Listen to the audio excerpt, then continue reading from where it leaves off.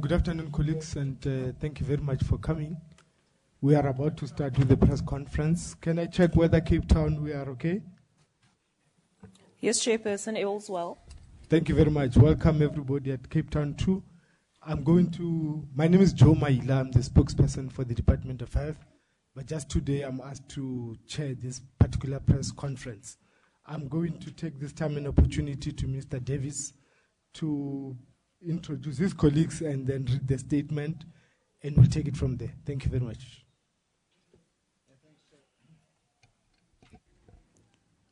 Thank you very much. Good afternoon to everybody. I think probably the people who are sitting here with me are all familiar.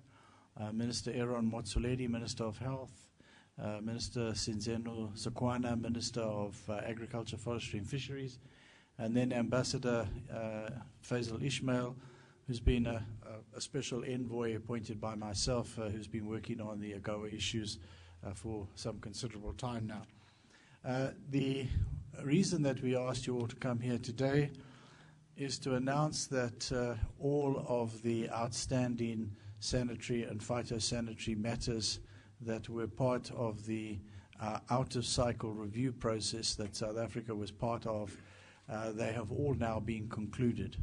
And that last night the negotiations were completed, and that around about 11:30 this morning, all the documents were signed off on both sides. So that means that the side letter on salmonella, the understanding on beef and on pork, they've all now been signed, as well as the previous avian influenza agreement. That those have all now been signed. That means that all of the sanitary and phytosanitary matters have now been concluded, and that means that, given that, as we reported earlier, that the tariff quota and the way that will be administered has already been gazetted on the 18th of December. That means that the South African market is now open for the 65,000 tons of poultry that we negotiated in Paris in June last year, as well as the beef and the pork issues are now all resolved. So I think that we've come to the end of a rather long journey, and a rather long journey that has led to a satisfactory conclusion, one that has enabled us now to move ahead with the commitment that we made in Paris in June in the negotiations there, that we will be admitting 65,000 tons of poultry products per annum with a growth factor for subsequent years from the United States. That is an agreement that we have repeatedly said we are committed to honoring. That agreement was reached in some very, very tough negotiations with much higher levels of demands that were put at various points in time. And now all the consequential processes have now been concluded. That's the report that we wanted to make. As you know, there is a time difference between us and the United States. But the United States has signed all the documents that we've mentioned, that I mentioned just now. And we are now awaiting formal indications from the United States that they now recognize that everything has been concluded.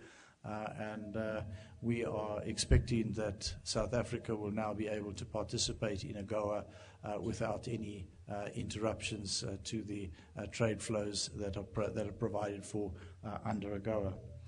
At this stage, I'm going to ask Minister Sakwana to just indicate something of the details of the agreements that were signed, and then also Minister Motsoaledi might want to say something as well.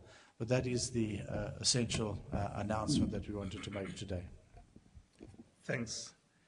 After intense negotiations and the review of South African USA food laws, South Africa has agreed to, for the first 3 months relating to salmonella, a risk profile, all consignments imported from the USA export establishments.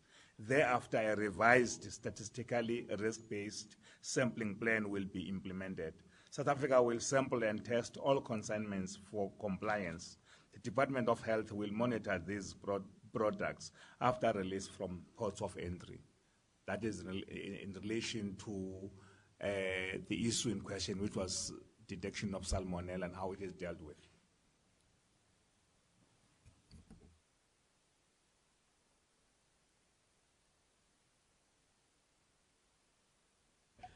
Thank you very much, ministers. Ladies and gentlemen, it's now question and answer session. I'm going to start with Pretoria, and then we'll move to Cape Town immediately after. If you have a question, please raise a hand and introduce yourself, and we'll take it from there. We'll take the first round. 1, 2, 3, 4, in that order. Thank you.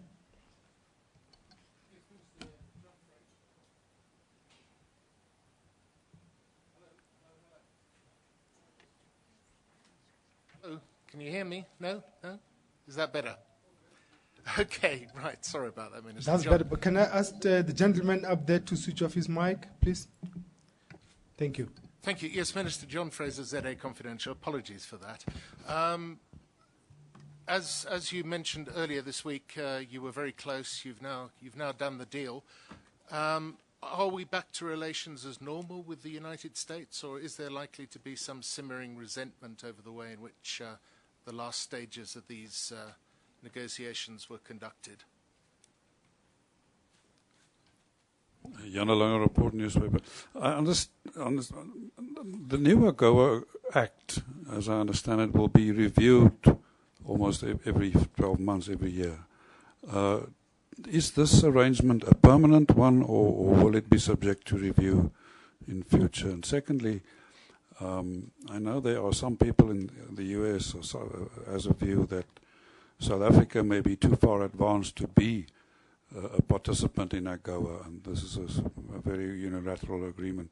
From their point of view, there's not much benefit for the US in this agreement.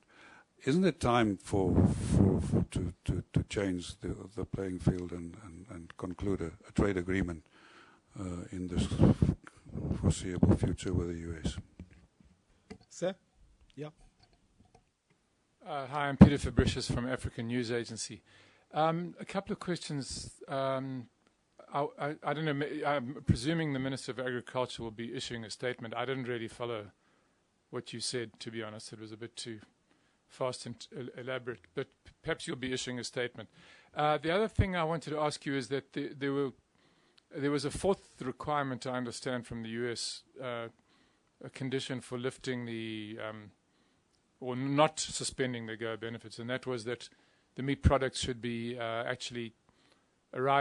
should have arrived in South Africa by deadline. And I wondered if that presents a problem in your eyes to the announcement that might be made from Washington in response to your agreement. Thank you. Sir. Yeah, Ed Stoddard with Reuters. Just a question for the Minister of Trade quickly. So just to 100% clarify, this means that now everything is settled with the U.S. and you have complete full Agoa benefits. Is that correct? And then if I could just ask the Minister of Agriculture quickly, I know that this press conference is about Agoa, but given the fact that we're at record high temperatures today in Johannesburg and Pretoria, I was just wondering, Minister, if there's any plans at the moment to increase aid to the farm sector or anything like that. Thanks. Ministers, we can do the... Well, I think that from our point of view, we do think that our relations with the United States can continue to build on the solid foundation that they have been built on up to now. And that is that we have had a trade relationship which has been growing, which is relatively balanced, and in which Agoa provides a proportion of value-added products in our export basket that would probably not otherwise be the case.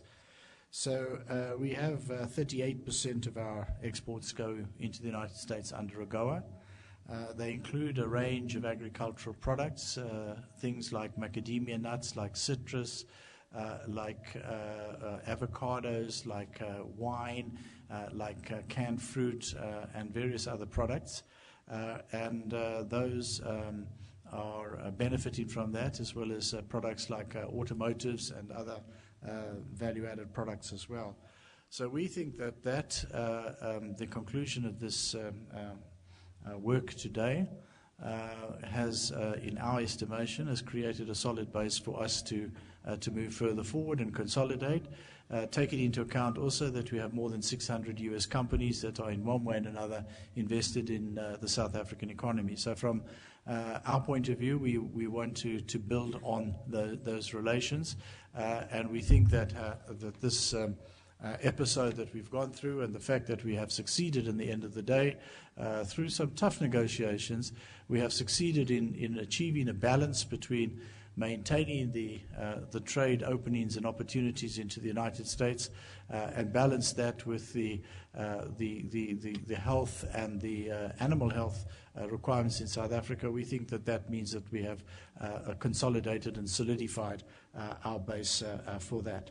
So I think we look forward to a strengthening of relations, not just to going back to what they were, but actually a strengthening of the relations as the result of all of this. We do know, just to answer Peter Fabricius's question, we do know that there was that indication that the actual arrival of poultry products would be something that would be seen as a milestone. We've pointed out actually that since the 18th of December, U.S. poultry has been able to come here under the quota. It was the U.S. said they didn't want to take any chances until they had the side letter on salmonella. I don't know how long it takes to arrange a commercial contract or to actually get the product on the sea and into our ports. But however long that takes is the only time frame that is stopping anything from coming in right now. Right as of this moment, if any U.S. product comes into our ports and it says it wants to access the quota, it can do so from this moment onwards. So I think that from the government side, we've done everything that we can do, and the market is open from this moment onwards. In fact, from 11:30 this morning, if you want to be absolutely precise. So I think that from that point of view, we have done everything to ensure that can happen. Now, I think that we know that there have always been in Agoa, even in the previous iteration, there were continuous regular reviews as to your eligibility to continue to be part of Agoa. That's how it's always worked before. What happened this time round was we were subject to an out-of-cycle review in the new legislation around the question of the three meats, which we've now concluded. Those were the issues that was repeatedly told to us. Those were the issues for us to successfully clear the out-of-cycle review. So I think that we've done that. We've done that now. All these discussions about whether South Africa is too advanced or too diversified, we had all those discussions in the period leading up to the new Agoa Act. There were voices that said what you said, that South Africa is, our trade profile is different from that of the remainder of Agoa countries. We had a lot of discussions about that. Among other things, we said that the reason that many other countries only have one or two product lines that they export to the US under Agoa is not because of the design of the trade arrangement, not because it's a non-reciprocal trade arrangement, but because those economies are too diversified. The fact is that South Africa is a more diversified, relatively more diversified economy than others, but still, we are still a developing country. And that we should celebrate the fact that there's a greater use of tariff lines by countries, because that is an indication of a more mature trade and tariff relation. And I don't think that issue, in those terms, the way you put it, is any longer on the table. The issue on the table was that there was a request from the United States that we accommodate the entry of some of their meat products into the South African market. And it was put very strongly from members of Congress who said that unless you do this, we won't include you in the next round of Agoa. And we negotiated around the quota that would enter South Africa. As I said, what we did was we We worked with the South African Poultry Association, who I think need to be commended because they had nothing to gain and everything to pay, but they were willing to work in the national interest to find a solution that was tolerable to the poultry producers in South Africa, but also accommodated the requests of the United States. And we reached a sweet spot, as it was called, of 65,000 tons that would enter. Now, all of the stuff that's happened subsequent to that, the avian flu and the salmonella, has all been consequential on that. It has been what is the regulations in the sanitary and phytosanitary area that are needed to be in place to allow that quota to enter. So as I said already, all of the regulations are now in place. From our point of view, from the 18th of December already, any U.S. poultry product could have entered, but the U.S. didn't want to do that until they saw all of the SPS matters were resolved.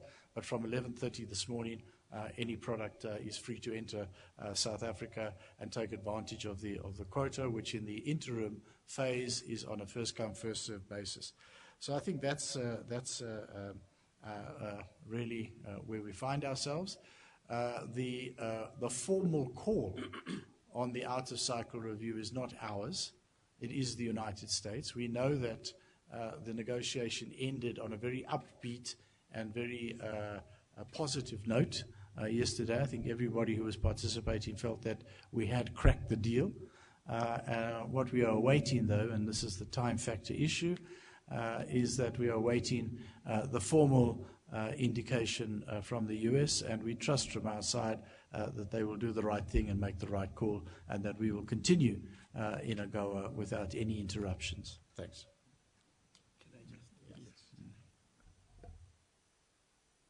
No, I just want to help clarify because there's a question about what the Minister of Agriculture has just read or announced. I just want to help to clarify it. Under this agreement, the U.S. is to issue a certificate that, among others, will read like, the poultry meat was derived from birds slaughtered and produced under a hazard analysis and preventative control system, consistent with the South African Meat Safety Act 2000, Act number 40 of 2000, or pathogen reduction HACCP program set forth in the United States laws and regulations, which ensures that the meat is safe and fit for human consumption. This is the certificate with OSHA. The point of contention here is that South Africa fold its arms and say, this is enough, because it has been certified to be safe and fit for human consumption. What the minister was saying is, in the agreement we've made after negotiation, South Africa will still sample all the consignment for compliance, but will do that only for 3 months, all the consignments. Thereafter, the sampling will be statistically based. That means you get statistics for 3 months to see what the trend is by testing every consignment. After 3 months, you realize, okay, fine, this is the trend, so that you use that trend to do a statistically based sampling. Basically, that's what was being explained, and that's part of the agreement.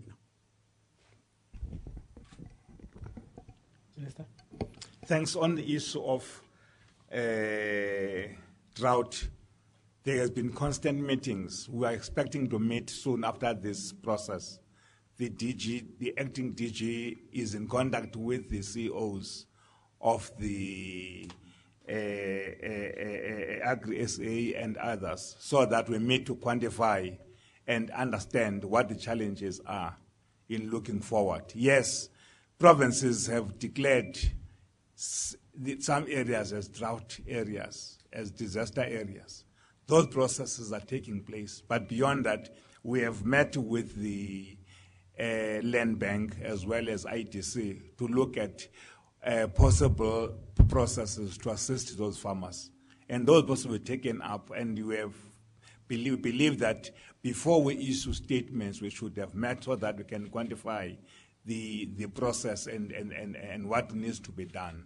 Except that we have released some funding to assist the rural small-scale farmers with feed, and provinces have been upcoming, and I'm sure those meetings are very key. That is in addition to the interministerial committee that is led by COCTA, which will meet very soon. I'm sure next week, Wednesday, we'll reconvene that meeting to look at the issue of agriculture, the issue of water, the issue of environmental affairs, so that we're able to understand what is the meaning of the daily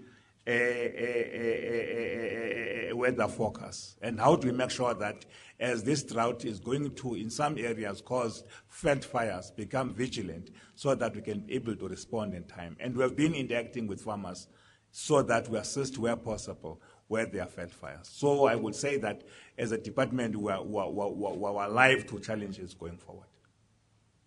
Just to say one thing, that we will distribute 2 documents. One is a sort of summary of the agreements that were reached. They are quite technical, so I mean, there's a summary of them. And then the other one is a sort of background document by myself about the issues related to Agoa trade and stuff like that, the value of it, all that kind of stuff. So those we will distribute at the end to all of you, or send them to you by email. Thank you very much. Can we go to Cape Town for now? Can we go to Cape Town and come back to Pretoria? Cape Town? Yes, there's 3 questions in Cape Town. We'll start with Linda, Yan, and then Paul. First of all, just to say congratulations, Minister. Just 3 questions. When you say that the testing is going to be statistically determined, if they're, for example, very high, is it going to be per exporter? So if you found like very high levels, unacceptably high levels of salmonella in a chicken exporter from Wyoming, for example, will all those consignments in future be tested, or how does that statistical system work? And then also, does this not set a precedent for all other chicken importers into South Africa? Can't they say, well, you know, equality must prevail, and if you have the system for the US, we also want that? And finally, just Minister Davies, has the fact that these negotiations have involved 3 separate departments complicated the process and also complicated the message about the process, you know, communicating, etc.? Thanks a lot. Yan. Thank you. Jan Nyabar for the Sunday Times. I also have 3 questions, one structural, one financial, and one health question. The structural question, Minister of Trade and Industry, refers to the out-of-cycle reviews. We've had the one. My understanding on what the Americans were saying was that we would have more. You've now said that you hope that they'll take the right decision. Do you have any indication on whether we will have more out-of-cycle reviews? Secondly, the financial implications. We've seen a lot of talk over the last few days, basically nationalist talk, saying that our country cannot be prescribed by the Americans how to run our economy and that sort of thing. And you've referred to the Poultry Association of South Africa taking decisions in the national interest. I can only surmise that there's been some sort of mathematical calculation which you can perhaps help us with, to the extent financially that our country would benefit from this current Agoa decision, as opposed to if it wasn't taken. And then finally, the health question. One of the issues that came up between South Africa and the US in the negotiations regarding avian flu was whether the poultry products should be imported from the areas in which avian flu was prevalent. At that stage, South Africa was saying no, and the US was saying, no, basically you're overreacting. Are we now going to import from areas which have been testing positive for avian flu, or are we not? Finally, Paul. Good afternoon, Ministers. Paul Vecchiarti from Bloomberg. Minister Davis, I just want to make this very clear in my mind. It is the South African government's perception or that South Africa now meets all the Agoa requirements and should therefore stay in. So have you had any conversation with the US trade representative or any indication from them that this is now the final thing? and it's just a matter of waiting for the President Obama's administration to make a statement. And then secondly, on the psychosanitary measures, are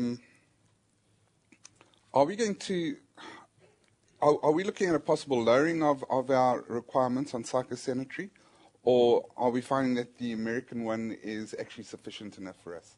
And thirdly, just on the poultry industry, there's been a lot of talk about the poultry industry in these negotiations. And it's known that the South African poultry industry is, the ownership concentration is, well, very concentrated. Will your departments be looking at that as well? Thank you very much. That's it. Thank you very much, Ministers.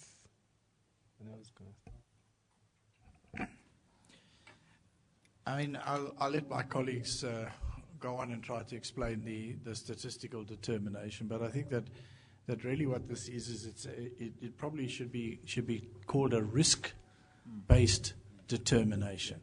So what happens is that we have no information, no database, because we're not importing poultry from the US, of any trend lines at all. So in the first 3 months, we need to collect the data.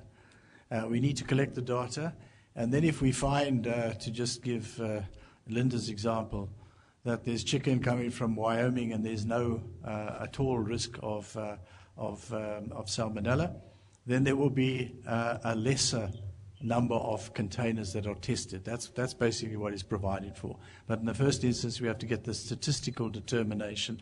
We have to get the database before that happens.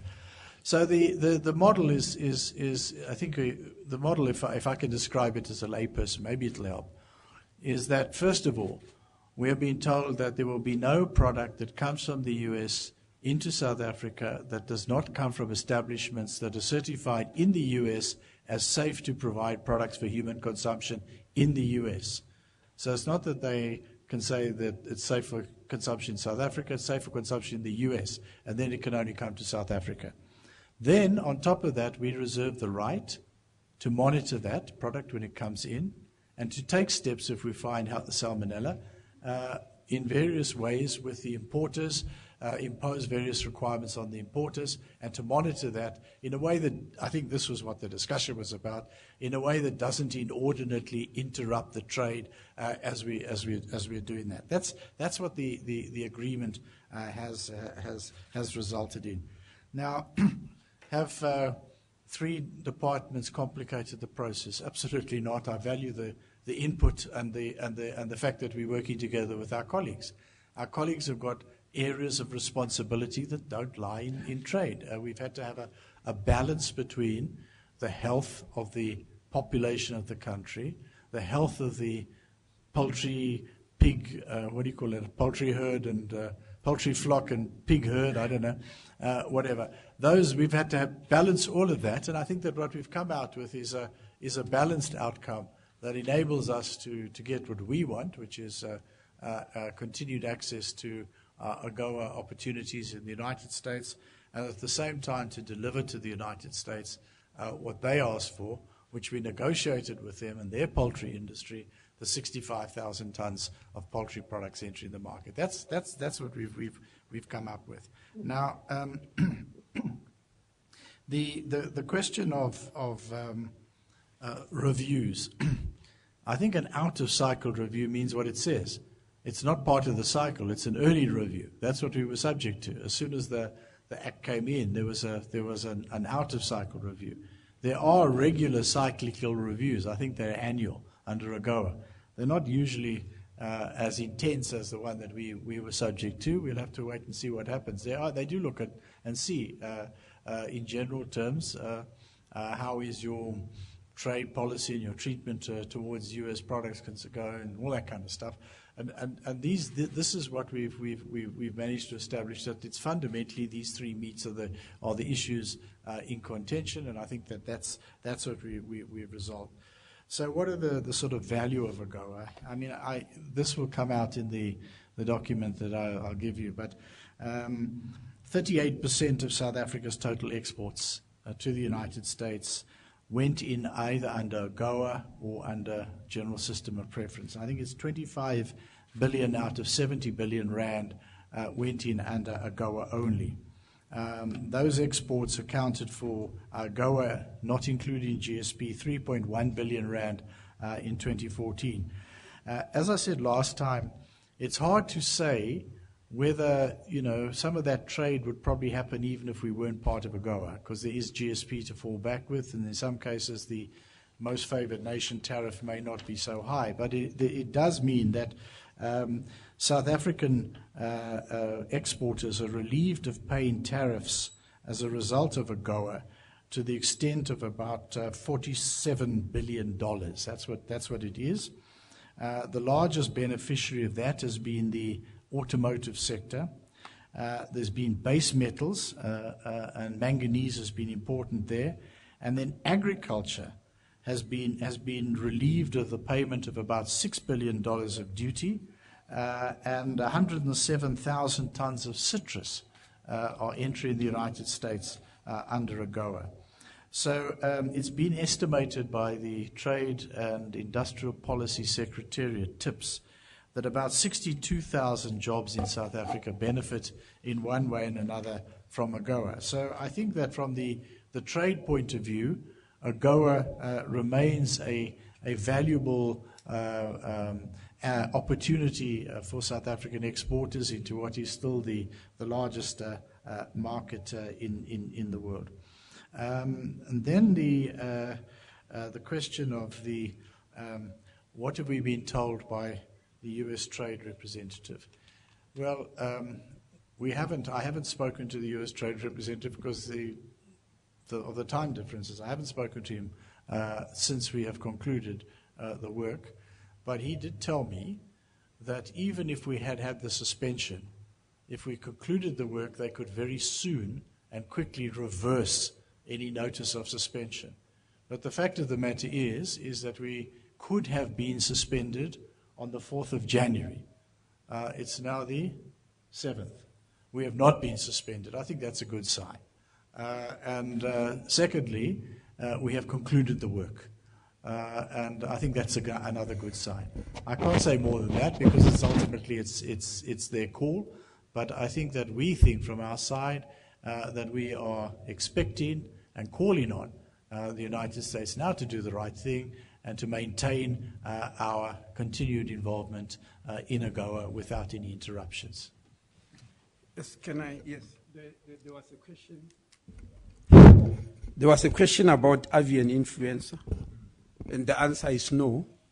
The entire consignment of meat comes from poultry which have been kept in an administrative territory free from infection with high pathogenic avian influenza viruses in poultry, according to the International Organization of Animal Health guidelines, since they were hatched or for at least a period of the past 21 days.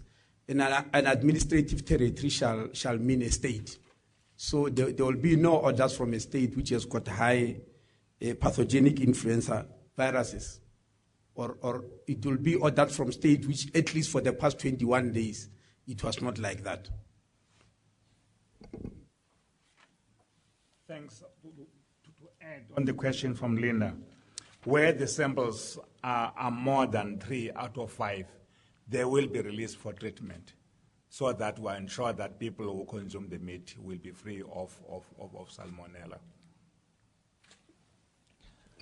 So just to go back to the question about us all working together in different departments, I think that you can see that these are matters that are to do with animal and human health. And we have people in this country who are entrusted with responsibility for that, and that's why we work together. I think if you had said that you were going to leave those decisions up to Rob Davies, I think the country would have been a lot worse off, because these are people that know more about these matters than I do, and I've got technical teams that are specialists and experts in this area. Our veterinary team includes some very, very skilled and talented people, including Dr. Modasani happens to be the president or chair, I'm not quite sure, of the OIE, which is the International Organization of Animal Health in the world. So, I think that's why we work together as government departments, and why silos is not a good way to work, and why working together often achieves better results than if we work separately. Any other question? Yes, yes. Just in addition, maybe, because I was actually asked this question, it keeps on coming. What does the Department of Health want here? Yes, I realize that is coming back many times. The Department of Health is responsible for the following, amongst other functions, in relation to food safety. These roles are governed by the Foodstuffs, Cosmetics, and Disinfectant Act 54 of 1972. That's our role. Promote safe handling of meat and meat products in all production, processing, sales, and retail outlets, including the point of consumption during meat inspection, inspection of food and food premises at production, distribution, storage, transportation, and consumption area, enforcement of food legislation, develop and implement food safety training programs for the food industry as a whole, from street vendor to big enterprises, surveillance and investigation of foodborne diseases, monitor and facilitate the removal of recalled food products. That's our role. So there was no way that such a huge agreement was going to be made without our input when there is this type of act in terms of food safety. Thank you. Very much. We'll start with you and then Bugeni, and then who else will be third? Any other person, Pretoria? All right. Okay, it's Peter Fabricius again from African News Agency. I wonder if somebody could tell me how the issue of beef was resolved. There was some media speculation that South Africa had an objection to the fact that Mexican and Canadian cattle were included in the U.S. herd, and that South Africa was not very happy that these were BSE free. And there was some talk about quarantining them or whatever. How was that issue resolved, if I may ask? Thank you. Sir. Yes, I'm going from SABC, and just two quick questions, and these are not trick questions at all, just simple questions for clarity. One, if the ministers can just spell it out clearly for us and give us an assurance that we face no threat of getting sick or disease from U.S. meats, be they chicken, beef, or pork. And that the second question, also just for interest or clarity, what happens if you inspect a consignment, be it from the U.S. or from wherever, of food or meats, and you find that it's got bacteria or disease or whatever? What normally happens? Does it get destroyed? Does it get sent back to the country of origin? What's the normal procedure? Or what will happen with U.S. poultry and meats if they were to be found that they've got salmonella or other diseases? Thank you very much. Yeah. Yeah, John Fraser again. This is really for the three ministers. One of the potential casualties, had everything gone wrong, and you say it hasn't, might have been a problem for South African wine exports to the US market, as I believe it. How will you be toasting this agreement? Will it be with a fine French champagne or a good Cap Classique? And which of you ministers are avid consumers of South African wine, and which of you put your health first? I'm a teetotaler, so I'm excluded from that question. The other two ministers may answer it, the wine issue. I'm both a teetotaler and I am a vegetarian, so I won't be eating pork, beef, or poultry from anywhere. Before you answer that, Minister, maybe let's get to Cape Town and see if there's any other question. Cape Town? Yes. Cape Town, Yanyan or Linda? Yes. The South African Poultry Association has said that this agreement on the salmonella is the worst attack on food safety and animal health that I've had the occasion to witness in my career. So I'd like to get your comments on that. And is this now just the association protecting its own interests, or just some comment. And Minister Davies, you didn't answer the question whether other countries besides the US exporting chicken to South Africa cannot now demand the same treatment that the US is getting, and what that implies about our ability to monitor and control salmonella. Thanks. That's it from Cape Town. Okay, thank you very much, Ministers. Yeah, let me go first. Yes, on the issue of beef, an agreement was reached with the USA on their beef in dealing with a medical disease, but the issue of other cattle that are slaughtered outside that have been dealt with, and the reason they've issued health certificates to guarantee the fact that any meat that is exported to South Africa may have been tested by them. But of course, we'll do our own testing as we do for any other product, so that we can guarantee that nobody will eat meat that has not been tested. And I think that on the 5th of January, the Minister of Trade stated that any meat that is good for USA should be good for South Africa. And that's why there have been those health certificates to ensure that nothing will be exported to us that does not meet the standards. But of course, we have to do our own work to make sure that our people's health is safe. On the statement that has been made, alluded to SAPO, I think all of us have been concerned to make sure that everything is done to make sure that salmonella is dealt with. As I've said, that the agreement is that where the tests show that any container with more than 3 to 5 will be heat treated to ensure that salmonella is dealt with. Is that concerned to make sure that nobody is exposed to it? Well, yeah, there was a question here, is more or less also what SAPA is saying. First of all, I'm getting an impression here that there's a belief that salmonella is only coming with chicken from the United States. There's no chicken I know in South Africa that does not have salmonella. Our own chicken has got salmonella, but it looks like there's an impression that no, only chicken from the United States have got salmonella. Chicken from all over the world, including our own, have got salmonella. And we try to take steps to protect the population. We've been doing that. But there's nothing called 100% in medicine or in health. The question is, can you guarantee us that I will eat and never get sick? There's nothing like that in health. There's no 100%. Whether you are doing genetic testing or whether you want to do paternity test or whether I give you an oral contraceptive, so I can't say 100%. The results will always come 99.1% sure, etc., etc. So please don't look for 100% from anywhere in health. You'll never get it. I just want to make that point. And I want to repeat, the SAPA is saying this is one of the worst agreements, etc. I just want to repeat. I read the statement here.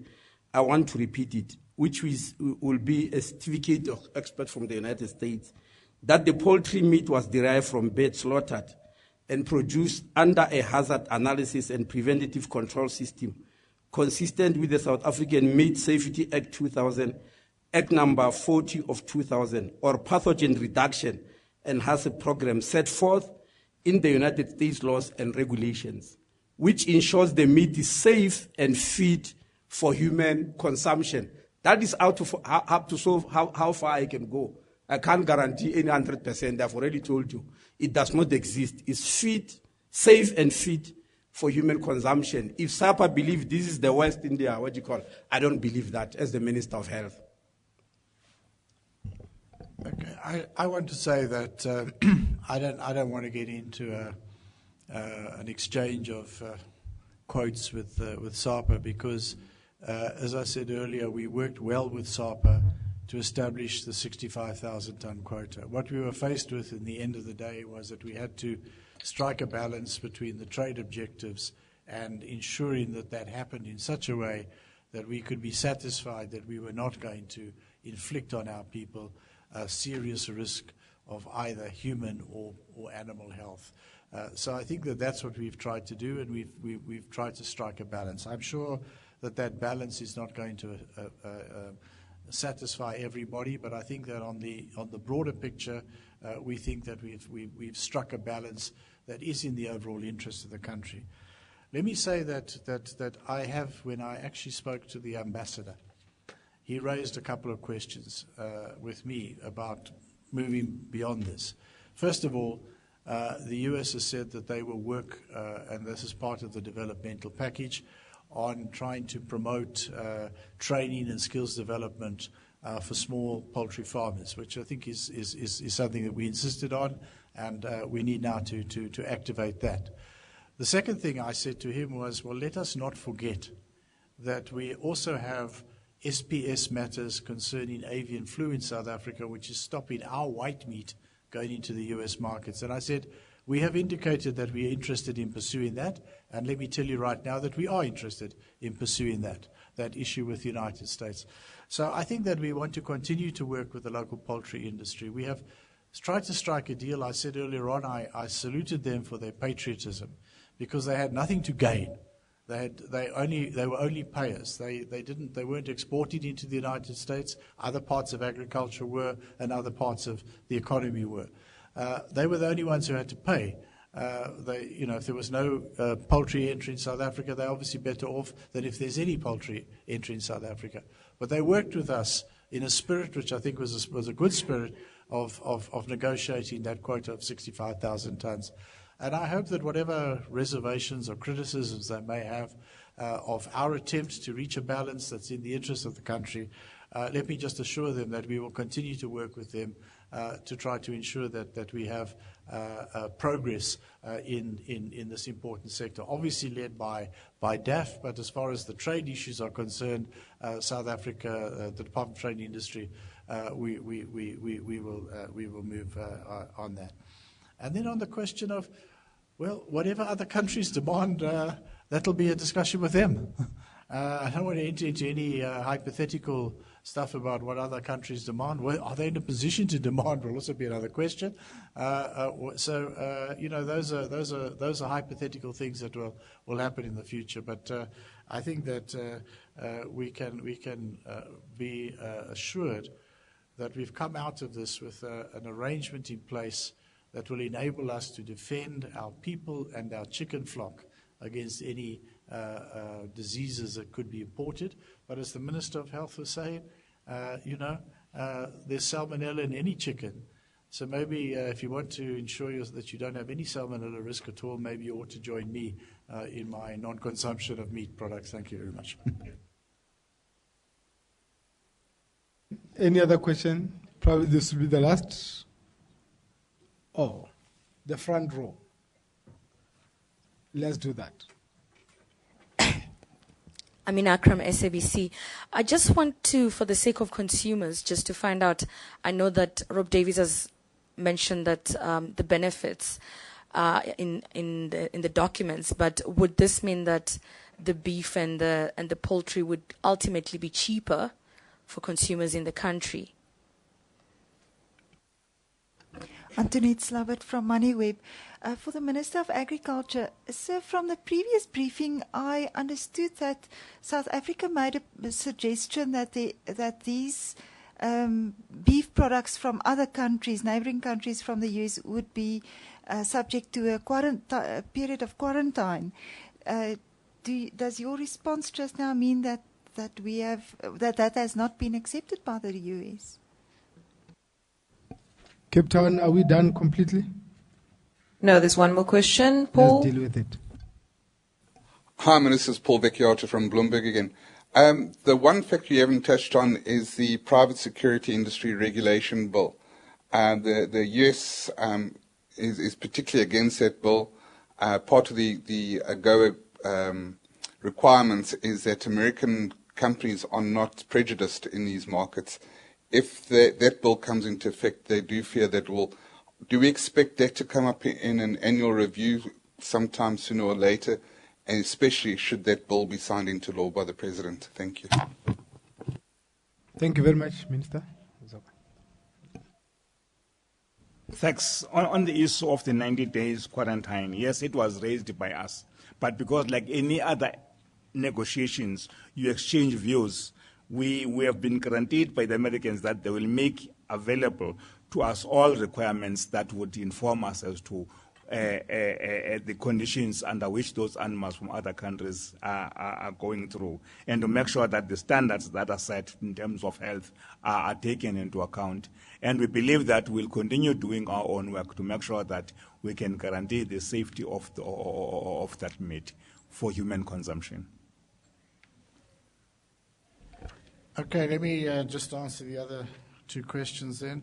The product concerned is what's called bone-in portions, which are wings, legs, and other things, parts of the chicken. And it arises from the fact that the developed world in particular eats more of the white meat, and they have a surplus of this what's called bone-in portions. Now, at the moment, there is an anti-dumping duty in force against the entry of those products from the United States. There's already an MFN duty, which I think is around 37%. That is not affected. They will still pay the 37%. The anti-dumping duty will be removed from the 65,000 tons. That's what the arrangement is. Now, that could well mean that those bone-in portions do enter at a low price compared to other destinations, but we've got the same penetration coming from the EU, and I don't know it's the same issue. I don't know, and the MFN tariff is lower because of the Trade Development Cooperation Agreement. So whether it's going to be cheaper on the South African market or not, I think remains to be seen. But what they will be getting is the removal of the anti-dumping duty for the quota of 65,000 tons. And then, this question of the private security bill. You know how the outer cycle review worked, Paul? It was that anybody was allowed to raise anything. People raised it, and then issues were picked up as the issues to be dealt with in the outer cycle review. Some people raised it, but it wasn't picked up. So the outer cycle review that we are completing now, or the processes that we've just completed arose from, have been confined to the issues of the three meats. Thank you very, very much. It's a wrap. Minister, could I just squeeze in one question? Is there any possibility of American meat being labelled so consumers can choose that they don't want to touch that meat? Sorry, Chair, there's another follow-up. Paul? And just what, Minister, the 65,000 tons, the 37% that will be taken off, what's the value of that in rand terms or dollar terms? Thank you.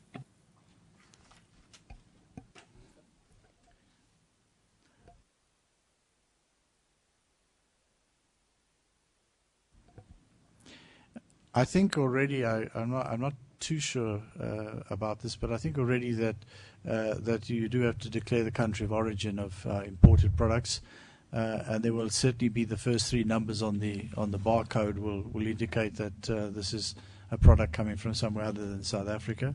That's the answer to the first question, and then I'm afraid I don't have the kind of information there. I mean, I was saying, we don't know yet. These are going to be commercial arrangements. Someone's going to have to strike a commercial deal with somebody in the US. Say, I want to buy your chicken.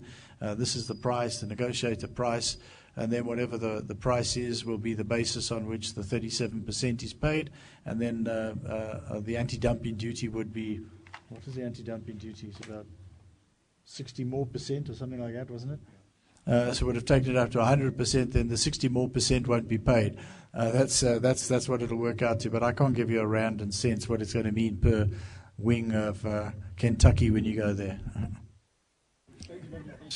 Well, the issue of labeling, I'm sure you are aware there's a move. It's only that maybe we are a little bit behind, but there's a move in already very highly developed countries in view of the explosion of non-communicable disease around the whole world, the issue of labeling foods and educating consumers so that they make good choices is becoming increasingly very important, not necessarily because of this export, but generally.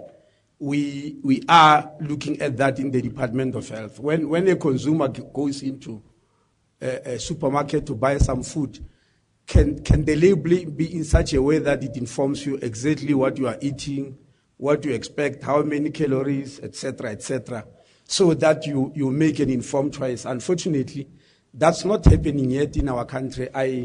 Even for those foodstuffs that, when you take any foodstuffs, you look behind, they will tell you the amount of cholesterol, the amount of fat, the amount of carbohydrate, sodium, etc. But many consumers are not yet educated as to the significance of that. And we are going to look into that specifically to protect our populations around the world against this explosion of non-communicable diseases. I'm sure you are aware that is also one of the 17 Sustainable Development Goals that were adopted by the United Nations, that we need to start doing something about a non-communicable disease. So we are going to look into that, and it will apply to all foodstuffs, including meat. Thank you.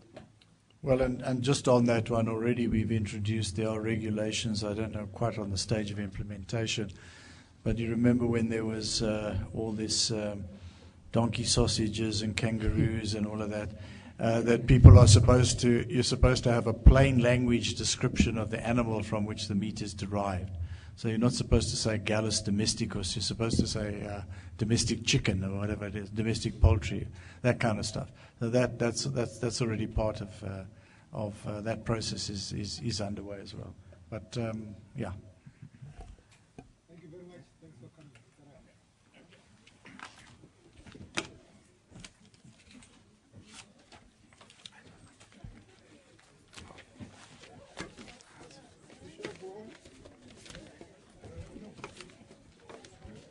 Mr. Davies? Hi. Marshall Nelson, Cape Town. How are you doing? Minister, how are you doing? Hi. Mr. Davies, can I ask you that we address that issue in Cape Town, and please, of this film commission? Please, man. Sorry that I had to come here and ask you. You can ask my office for appointments. Please, no? Can we just do something about it, man? Because Dennis them and Alan Windy them, they're doing their own thing, and people like us are suffering where filmmaking is concerned. I mean, our indigenous industries. Just drop me a line. You have a card, maybe, Minister? I'm just looking for you. Just drop me a line and we'll... Please, Minister, man. I was just going to say that the good thing in Kentucky Fried Chicken actually comes from Kentucky. You know, in the EU, Just want to take one photo. itself Kentucky Fried Chicken. It can only call itself KFC because it doesn't come from Kentucky. I expose them by saying what? Davies? Huh? I didn't say so. It was clear. Oh, when I raised it. Oh, I was reading from sodium levels, but I'm sure people were listening to what was said. Not Marshall Nelson, don't forget. Okay, no, just drop me an email. That's quite unfortunate. It will be you advertising it, because why should you want to show it? Just a selfie. Okay. Just a selfie with us too. Just to show that I was here by you, Is it? Huh? You must smile, man. Huh? This is the last one. Is this the minister for forestry? Yes, yes. This one. Yes, agriculture and forest. Yes. No. This statement by SAPA, when did they release it? I have not seen it. But are they fair? But we are arranging to pick up on them. Are they fair on what they are saying? This is the West agreement. What? I have not seen it. I've not. No, but that's what she was reading. Yes, that's what she read. Yes. All I know is that they are unhappy. They will be unhappy, not because of health, but because of the tonnage. They were threatening but we said we will see that when it comes. They wanted to interdict. No, they should have interdicted last year when you agreed on only 65,000 tons. Yes. Yeah. But we said we will pick up on all of these guys the meeting with us. We will meet them in the coming weeks. Okay. Oh, you are meeting them. Yeah. So it's just some anger. Yeah. But okay. Mine. Ah, gosh, I don't have my cards here. Who is that? That gentleman who was chairing. Can you organize with him to give you the card? Yeah.